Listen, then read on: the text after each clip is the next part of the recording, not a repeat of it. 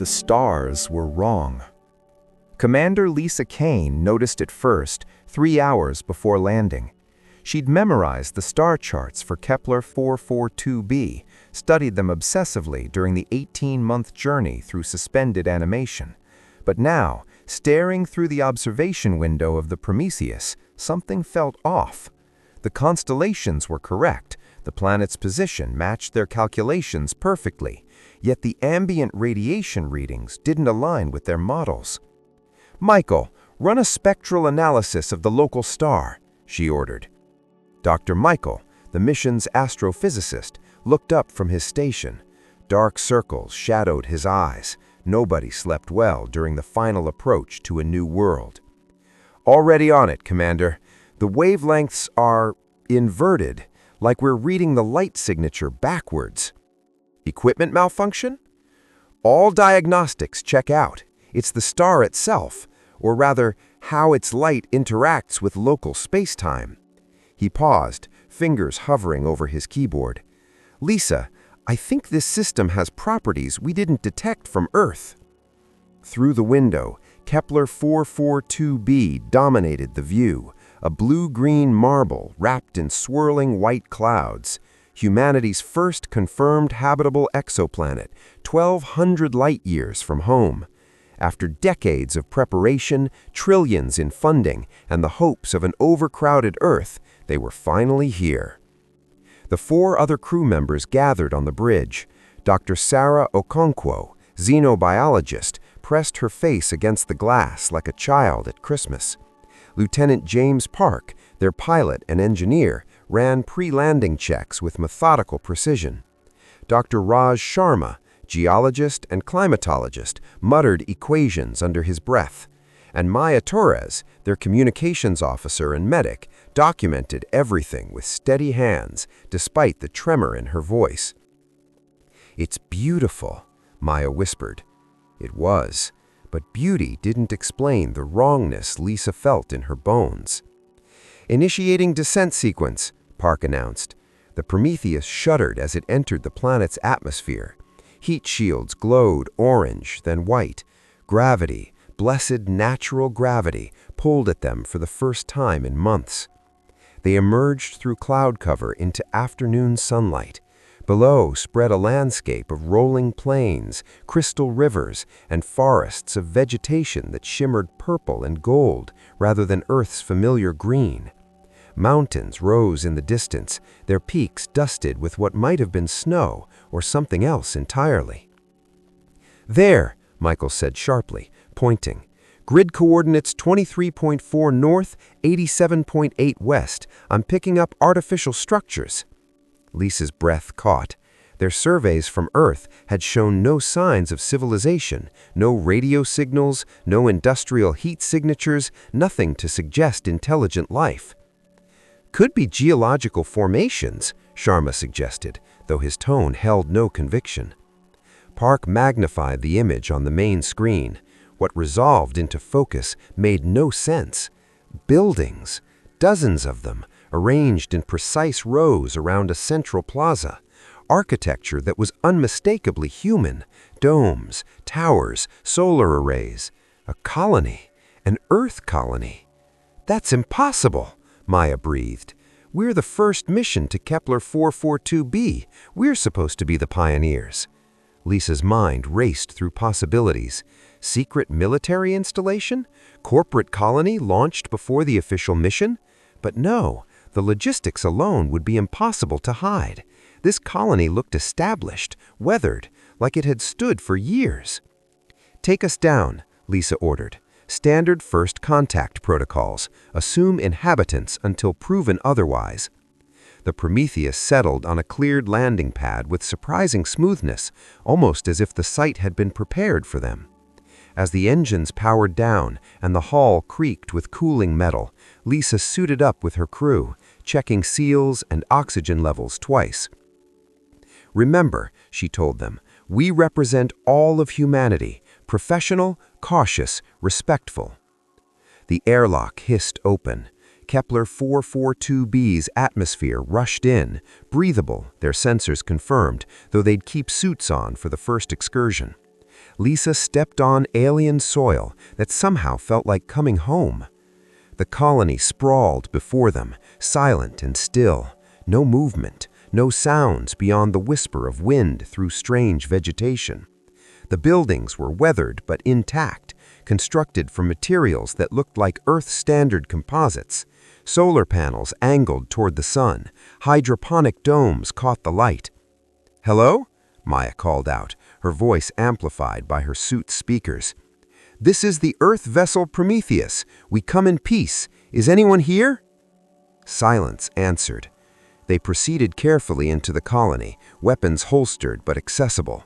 Park scanned for electronic signatures. Michael took atmospheric readings. Sharma collected soil samples. Sarah examined the purple-gold vegetation creeping along the building's foundations.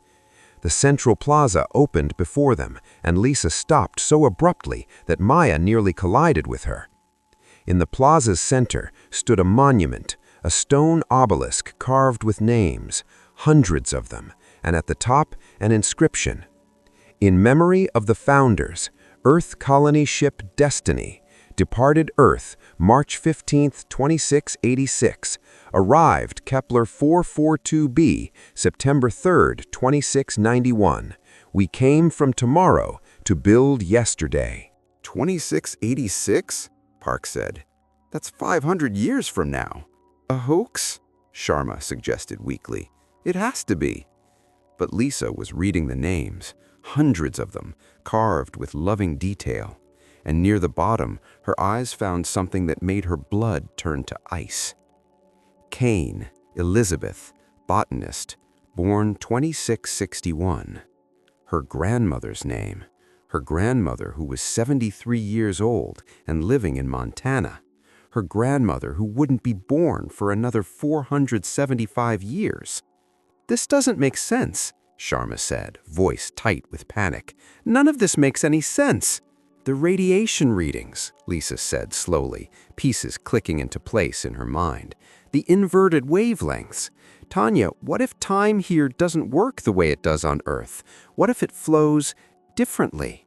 Before anyone could respond, a door opened in the nearest building. The woman who emerged appeared to be in her 30s, with dark hair pulled back in a practical bun and eyes that held depths of exhausted wisdom. She wore simple clothes, pants and a tunic made from woven material that shimmered like the local vegetation.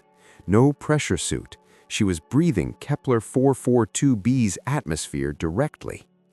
She stopped when she saw them, and her face cycled through shock, disbelief, and finally something that looked like grief mixed with joy. "You came. You actually came. I'd started to believe you were just a legend." "Who are you?" Lisa demanded, hand moving to her sidearm. The woman's laugh was bitter. "I'm Elena Vasquez, third-generation colonist. And you," she stepped closer, studying Lisa's face with unnerving intensity, "you're Commander Kaine. I'd recognize you anywhere. We have paintings of you in the historical archives. You're the founder, the first to arrive, the beginning of everything." "That's impossible. We just got here, today." Elena shook her head sadly. "For you, maybe. For us, you arrived 523 years ago from our perspective." The crew exchanged bewildered glances. Maya keyed her suit radio. "Prometheus, are you reading this? We need—" Static. Pure white noise. "The ship's not responding." "Your communication won't work here," Elena said. "Time flows backwards on Kepler 442b. Not everywhere, just in certain zones, and this colony is built on the strongest nexus. Radio waves travel forward through time on Earth. Here, they travel backwards. You're trying to call a ship that, from this location's perspective, won't arrive for 523 years. "That's scientifically absurd," Sharma protested. "Is it? You've traveled 1,200 light years through space. Why is traveling through time any stranger?" Elena gestured to the buildings around them. "The Destiny arrived here, will arrive here, in 2691. We discovered immediately that something was wrong. People weren't aging normally. Children were growing younger instead of older. Plants bloomed, then returned to seeds. We tried to leave, but our ship's systems had already begun degrading, not from wear, but from unwear. Components were becoming newer, less damaged, moving toward their unmanufactured state. She sat on the edge of a fountain, dry now, or perhaps not yet built. Lisa couldn't process which. So we adapted, built this colony, learned to live backwards. When you arrived, will arrive, 523 years ago from our perspective, you helped us understand what was happening. You brought data, theories, hope. And then, Elena's voice cracked, then you started to forget. As time moved backwards for you, your memories moved with it. Each day you remembered less of the day before. Eventually, you forgot the colony entirely, forgot us, forgot landing here. You returned to your ship and departed, or will depart, confused why you'd ever come. Lisa felt reality tilting beneath her feet. If that's true, if we've already been here and left, why don't we remember? Because it hasn't happened yet, not in your timeline. You're moving forward, we're moving backwards. This moment, right now, is our first meeting and your last. From here, everything you experience with us will be a countdown to forgetting. Park spoke up, his engineer's mind grappling with the mechanics. How long? How long before we start losing memories? Based on the founder's logs, about 18 hours after arrival. The effect is gradual at first, then accelerates. Within 3 days, you won't remember landing. Within a week, you'll be back on your ship preparing to depart, convinced this was all some shared hallucination brought on by cryosleep. Then why tell us? Maya asked, if we're going to forget anyway. Elena smiled sadly. Because you asked us to. In the logs you left behind, will leave behind, you made us promise to tell you the truth when you arrived. You said even if you'd forget, you deserved to know, to have a few hours of understanding before it all slipped away. Rama was frantically taking notes on his suit's computer. I'm recording everything. If we're going to forget, at least we'll have evidence. It won't help, Elena said gently. Your recordings will degrade as you move backward. The data will corrupt, then disappear. We've tried everything. The only things that persist are physical markers, the monument, written logs on paper made from local materials, carvings in stone, things that exist outside your timeline. This is insane, Sharma said. We need to get back to the ship, leave this planet before... Before what? Elena challenged. Before you forget? You're already here. This is already happening. And there's something else you need to know, Commander Kaine. She pulled out a photograph, actual photo paper, slightly yellowed. We've been waiting for you because someone wants to meet you, someone who's been preparing for this moment her entire life. Elena handed Lisa the photograph.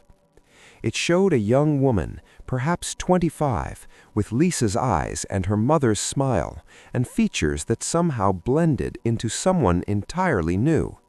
The woman stood in front of a small house, one hand resting on her pregnant belly, laughing at whoever held the camera.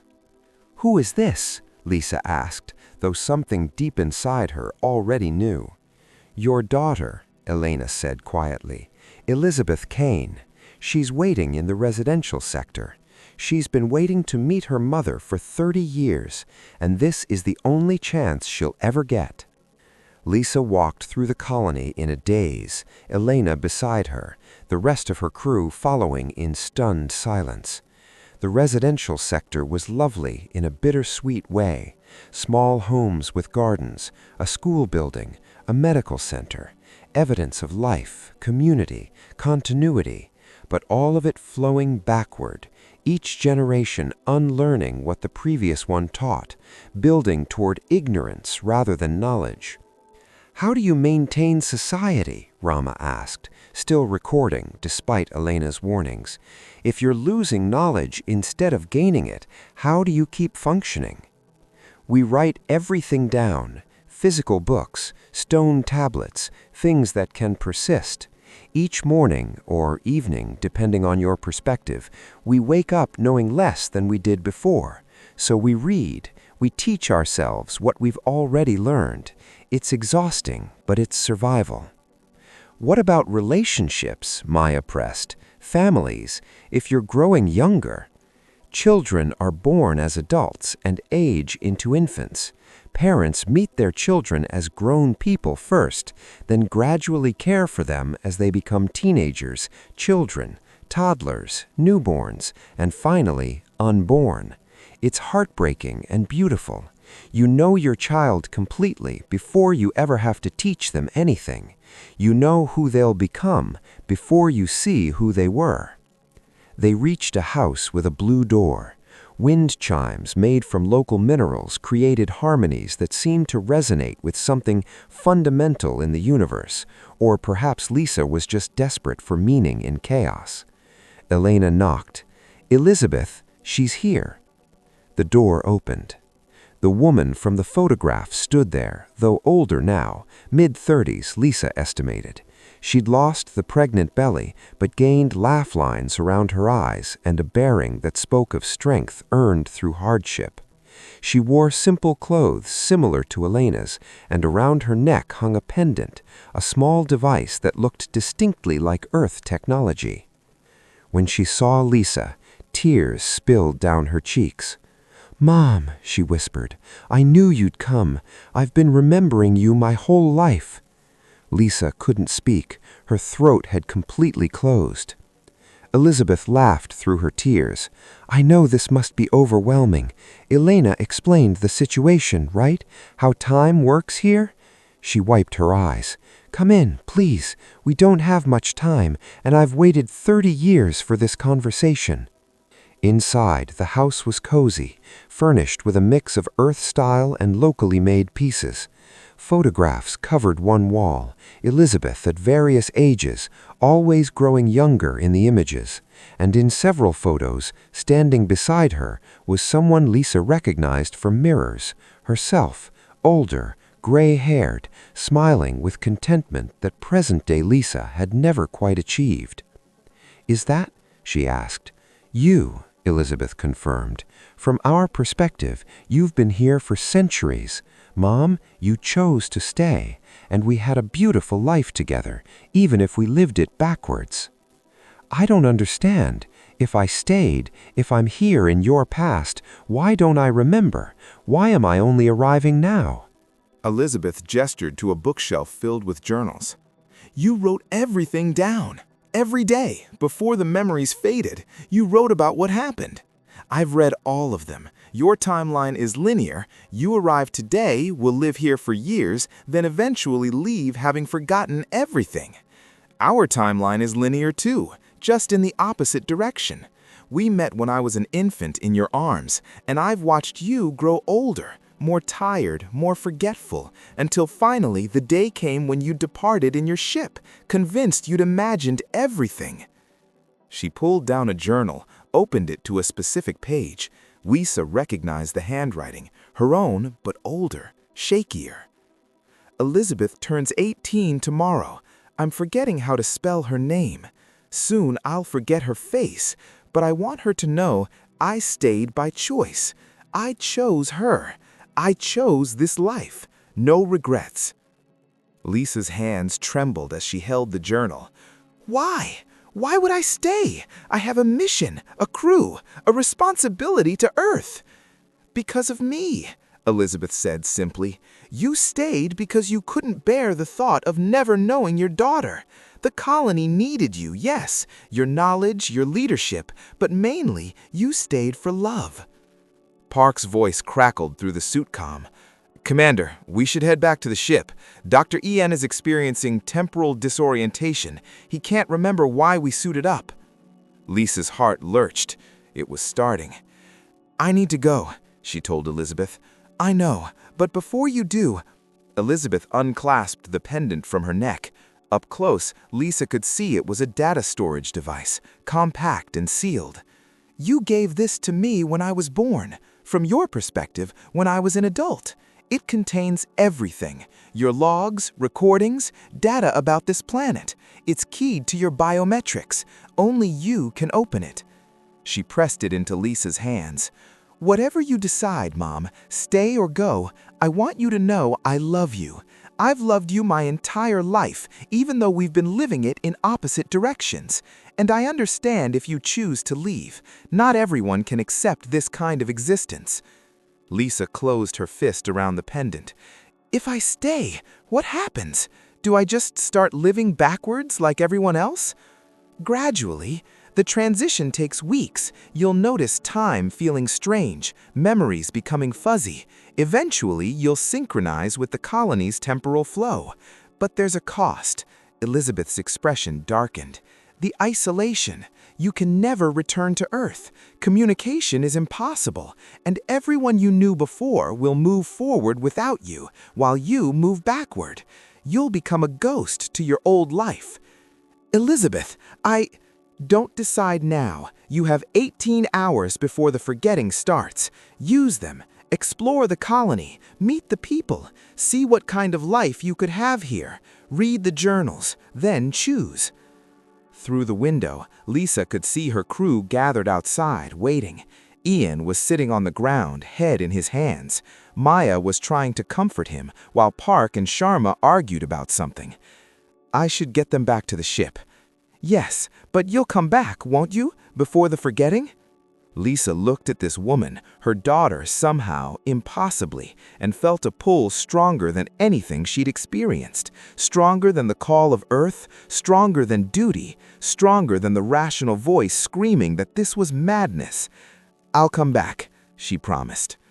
The Prometheus felt alien after the colony, too sterile, too forward-moving, too normal in a universe that had just revealed itself to be anything but. Lisa gathered her crew in the medical bay where Ian was being monitored. He'd already forgotten significant chunks of the landing, kept asking why they were in their suits, where the colony came from. It's accelerating in him, Maya reported grimly, faster than it should according to Elena's timeline. Individual variation, Sharma suggested. Maybe some people are more susceptible to temporal disruption. Park was methodically reviewing his recordings, or trying to.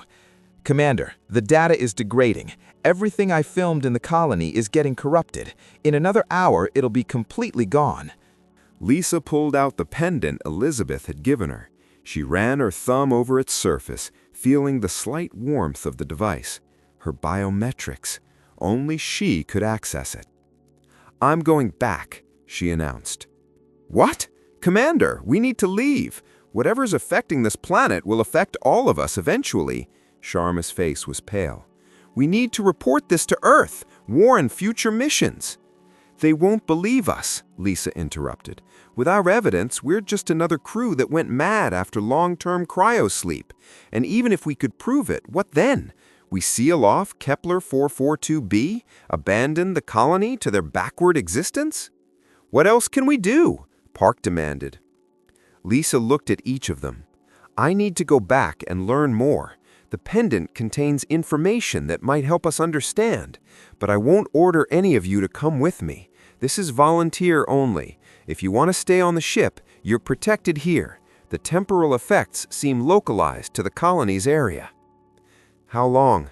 Maya asked quietly. 18 hours. According to Elena, that's when the forgetting becomes irreversible for someone in our timeline. And after that? After that, I'll either return here and we'll depart, or... Lisa couldn't finish the sentence. Kaine spoke up, his voice weak but determined. I want to go back. Before I forget everything, I want to understand what's happening to me. Me too, Sarah said. She'd been silent until now, cataloging plant samples in the corner. This planet is showing us something impossible. How can we leave without studying it? Park and Sharma exchanged looks. Finally, Sharma sighed. Someone needs to keep you all from walking off cliffs while you're busy having existential crises. I'm in. I'll stay with the ship, Park said. Someone needs to maintain the departure option. And he hesitated. I have a son on Earth, 8 years old. I can't risk forgetting him. Lisa clasped his shoulder. "Thank you for everything." "Bring them back, Commander, all of them, and yourself." They suited up again, though Elena had said it wasn't necessary, the atmosphere was breathable. But suits provided comfort, a barrier between them and the impossible. As they walked back to the colony under Kepler 442b's strange sun, Lisa opened the pendant. A hologram sprang to life, projected from the device. It showed an older version of herself, gray-haired and weathered, but somehow more peaceful than Lisa had ever felt. "Hello," the hologram said. "If you're watching this, you've just arrived. You're confused, scared, and standing at a crossroads. I was you once. I remember." The hologram Lisa smiled. "I know you're thinking about duty, about Earth, about the crew depending on you. I thought about all that too, but here's what I learned. Sometimes the most important mission is the one you never planned for." She gestured, and the hologram shifted to show the colony, bustling with activity, children playing, growing younger, Lisa realized with a start, people working together, laughing, living. "This is what we built, not just me, all of us, the founders from 2686, and you, me, from 2186. Time here doesn't flow one way, but community transcends temporal direction. Love transcends it. Purpose transcends it." The hologram's expression grew serious. "I won't tell you to stay or go. That choice is yours. But I will tell you this. I stayed, and I never regretted it. Not when I forgot Earth, not when I forgot my old life, not even when I forgot my own name. Because every day I woke up to people who needed me, who loved me, who built something beautiful despite the universe playing tricks on causality." The hologram reached out, as if trying to touch Lisa's face. "Whatever you choose, be at peace with it. And if you stay, when you stay, know that Elizabeth is the greatest gift you'll never remember receiving." The recording ended. Lisa spent the next hours exploring the colony with her crew, reading journals, meeting people who remembered her but whom she'd never met. It was disorienting and profound in equal measure.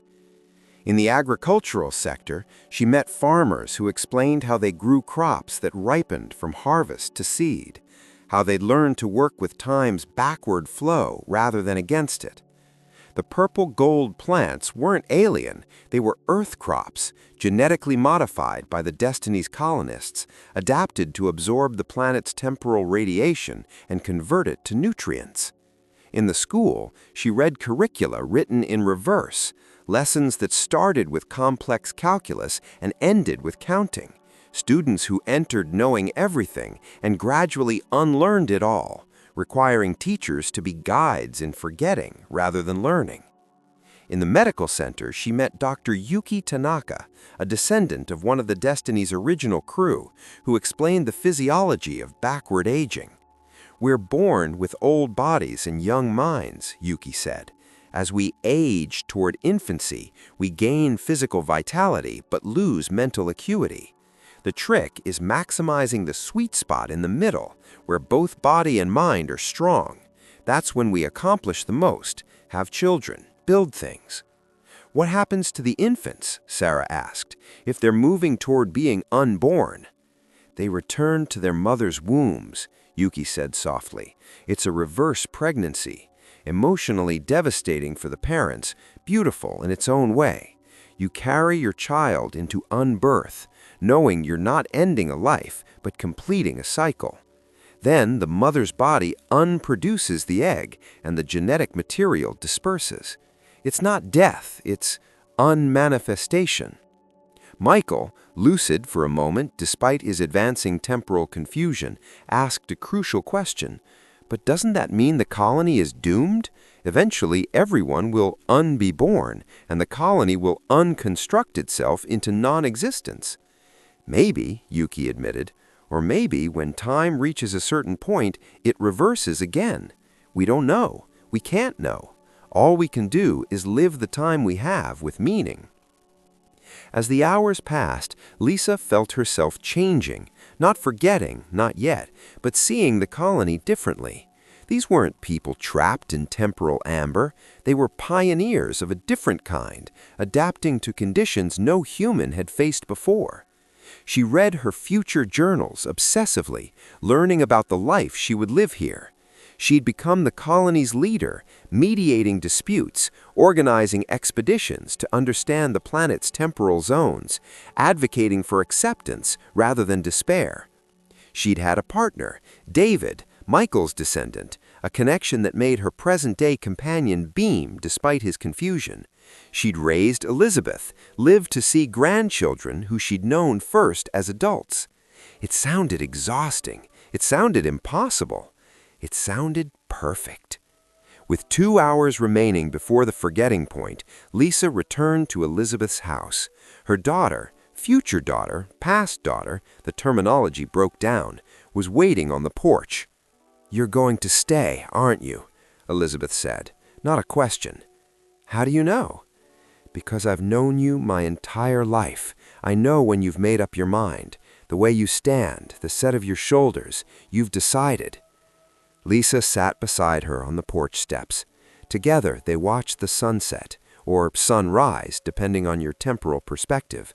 The sky blazed purple and gold, colors that Earth had never produced, light moving in directions that human physics couldn't fully explain. "I'm terrified," Lisa admitted. "Good. Terror means you're taking this seriously." "What if I change my mind? What if after a few years of living backwards I regret it?" Elizabeth took her hand. "Then you'll forget regretting it. The beautiful thing about moving backward through time is that your mistakes unravel, your regrets dissolve. You move from complexity toward simplicity, from knowledge toward innocence. Some would call that tragedy. I call it grace." "Will you tell me about my life, the one I'm about to live?" "No." Elizabeth squeezed her hand. "You need to discover it yourself. The journals will guide you, but the experience has to be yours.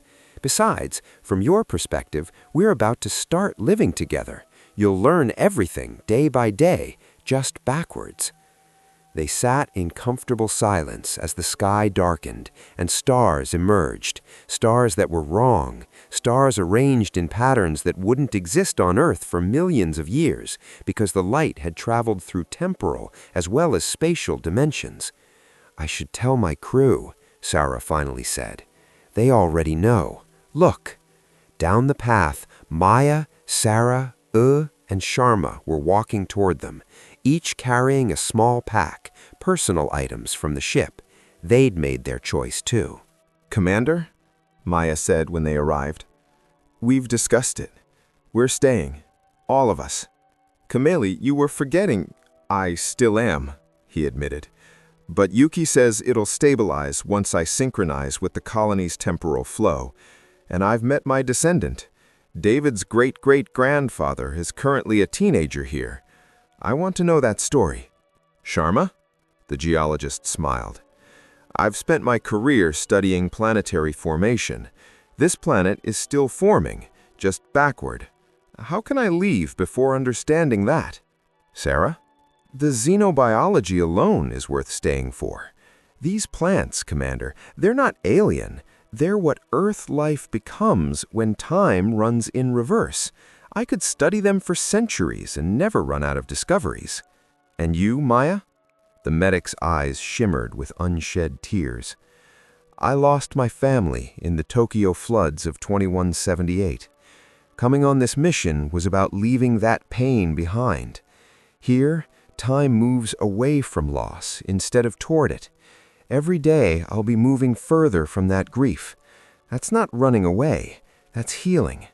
Lisa looked at these people, her crew, her responsibility, her friends. "Park needs to know. He's waiting on the ship." "We told him," Sarah said. "He's not happy, but he understands. He'll report back to Earth, tell them about the colony, about the temporal anomaly. Maybe future missions will come prepared." "Or maybe no one will believe him and they'll send him to Psyche Val," Sharma added darkly. "Either way, we've made our choice." Then let's make it official. Lisa stood, pulling her crew into a tight huddle.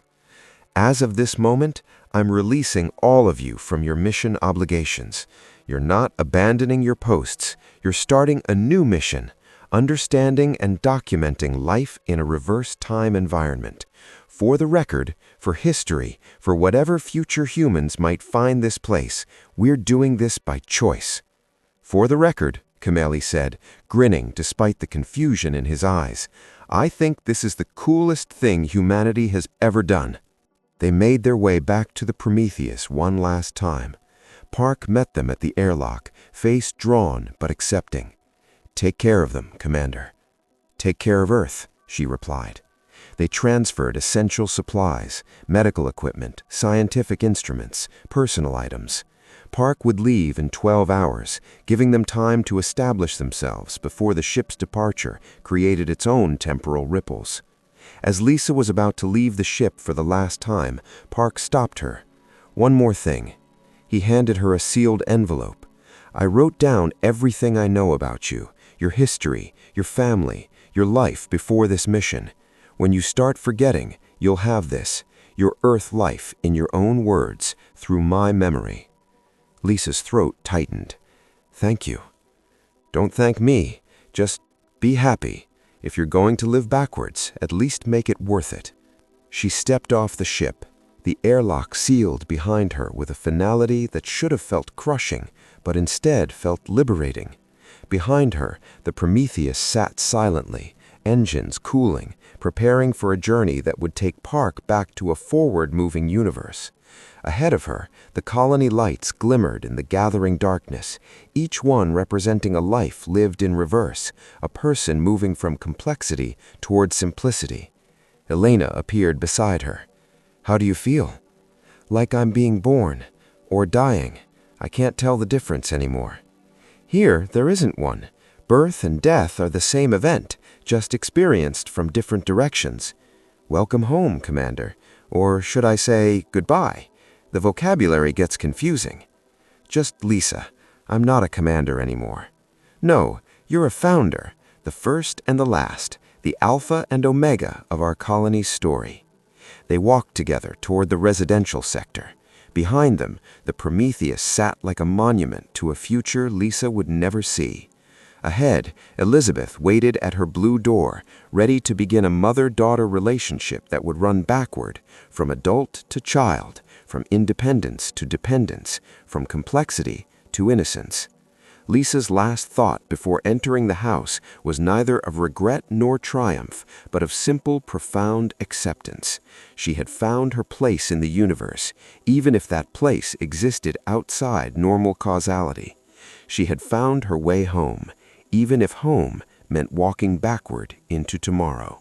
10 years later, Lisa, now grayer, or perhaps younger, depending on perspective, sat in what had become her office in the colony's administrative building. Around her, the walls were covered with journals, each one chronicling a day of reverse time living. She no longer needed to read them every morning to remember who she was. She'd synchronized. The transition had been difficult. For the first weeks, time felt elastic, unreliable. She'd wake up exhausted because she'd been energetic the day before, moving backward toward rest rather than forward from it. She'd have conversations that ended before they began, relationships that grew from intimacy toward strangership. But gradually, it normalized. Her body adjusted. Her mind adapted. She learned to think in reverse causality, to plan for oncoming events rather than approaching ones. Elizabeth was a teenager now, 15, bright-eyed, full of youthful enthusiasm that Lisa knew would mature into adult seriousness. They'd had 10 years together, mother and daughter moving in opposite directions through time. Sometimes Lisa forgot which of them was the parent and which the child. Both, perhaps. Neither. Allie had married David's ancestor and was expecting a child, or rather their child was expecting them, existing currently as an adult who would gradually age down to fatherhood. The temporal grammar never quite worked. Maya ran the medical center now, her healing moving people from wellness into sickness and back again, reverse diagnosis, reverse treatment, watching diseases uncause themselves. Sarah had cataloged 1,700 species of temporal flora and fauna, each one teaching her something new about how life adapted to backward time. Sharma had discovered that the planet's core was actually expanding rather than cooling, growing younger, moving toward the violent birth of planetary formation rather than away from it. And Lisa led them all, making decisions that would unfold backwards, solving problems that were simultaneously consequences and causes. Today, or was it yesterday, the colony faced a crisis. A group of younger colonists, older, the terminology still confused her, wanted to attempt leaving, to build a ship and return to forward time space. They argued that the colony's reverse existence was a prison, that they deserved the right to rejoin normal causality. Lisa understood their pain. She remembered, would remember, feeling the same way. But she also knew what the attempt would cost. She'd read the journals. She knew the future past. The meeting convened at sunrise. Lisa stood before the assembled colonists, feeling the weight of leadership, mixed with the strange lightness of knowing this was all temporary, that eventually she'd unsync and forget everything. "I won't forbid anyone from leaving," she said. "That was never the founder's way. But I will ask you to consider what you're running toward. Forward time isn't better than reverse time, it's just different. Here, we move from knowledge toward innocence, from complexity toward simplicity. Out there, people move from innocence toward death, from simplicity toward overwhelming complexity." "At least there we'd have a future," shouted one of the younger colonists, Genry, 23, unlearning his aerospace engineering degree. "You have a future here," Lisa counted. "It just looks like a past. Every day you move toward youth, vitality, renewal. Your mistakes unmake themselves. Your pain dissolves. Your regrets evaporate. What gift could be greater than that?" "The gift of progressing," insisted Genry, "of building something that lasts." "Nothing lasts," Lisa said gently. "Not in forward time, not in reverse time. Entropy always wins, whether you experience it as disorder increasing or order decreasing. The only thing that transcends temporal direction is meaning, the connections we make, the love we share, the communities we build." She looked around the room at faces she knew better than she'd ever known anyone, people she'd spent years getting to know backward, learning their endings before their middles, their conclusions before their premises. "I won't lie to you. Living backward is hard. It's counterintuitive. It defies every instinct evolution gave us. But it's also revealed something beautiful. Life isn't about moving forward or backward. It's about moving with intention, with purpose, with love. And we can do that in any temporal direction." The vote was taken. Genry and his faction were allowed to attempt their departure. Lisa helped them prepare, knowing from the journals what would happen, but unable, unwilling to interfere with their choice. 3 weeks later, their ship lifted off. Lisa watched from the plaza, Elizabeth beside her, as the vessel climbed toward the stars. It never made it. As soon as it left the planet's temporal field, the forward-time universe reasserted itself.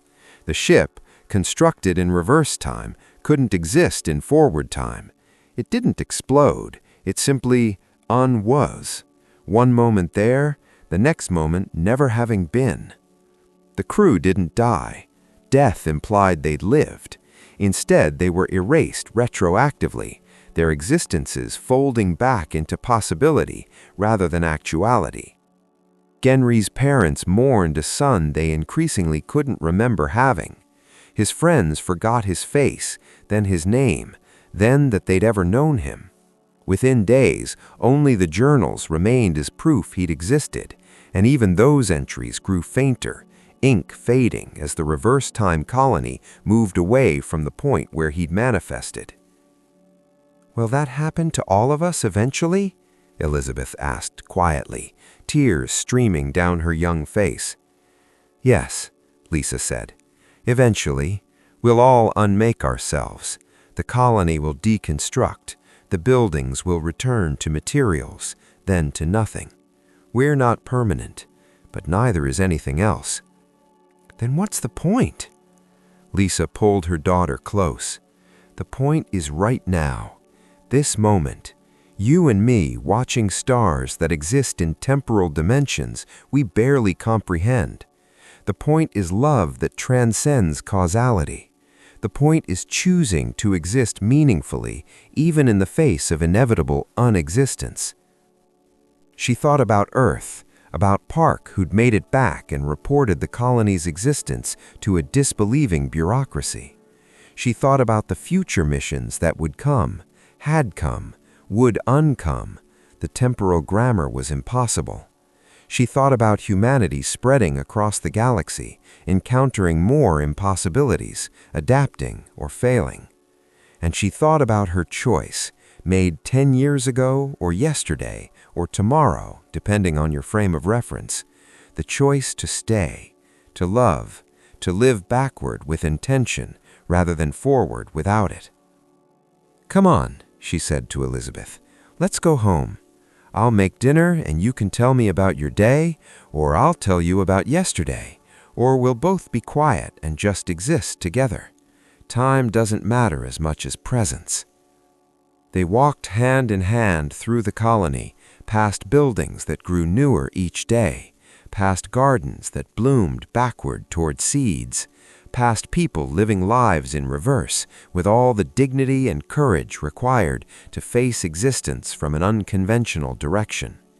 Above them, Kepler 442b's stars wheeled in their wrong patterns, light traveling through temporal dimensions that human physics would take centuries to understand. And Lisa smiled, knowing she'd made the right choice. Or rather, knowing she would make it, or had made it, or would have made it. In reverse time, the grammar of choice dissolved into something simpler. She was here, she was loved, she was home. That was enough. That would always be enough.